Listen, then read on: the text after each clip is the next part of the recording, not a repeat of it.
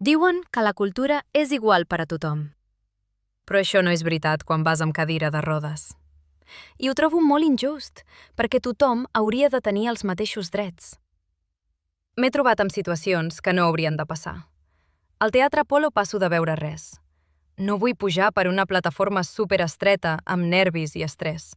No vull destrossar el braç amb què condueixo la cadira, cosa que quasi em passa. Jo vull anar al teatre a passar una bona estona, no això. Al Teatre Condal, la plataforma es va aturar a mig camí. Em vaig quedar 20 minuts bloquejada. Si no arriba a ser pel meu germà, encara hi seria. Al Teatre Goya em vaig quedar encallada només d'intentar entrar. La rampa era molt estreta i sense barana. Al Victòria, la rampa deixa molt a desitjar. Sembla de broma i cada 2x3 s'espatlla. Al Tívoli, la rampa és tan empinada que fa por. I encara una altra cosa. Hi ha poquíssimes entrades per a mobilitat reduïda. Moltes vegades et quedes sense entrada. O acabes darrere d'una columna sense veure bé. I no els he posat tots! Podria continuar, però ho deixo aquí. Això no és accessibilitat. Això no és igualtat.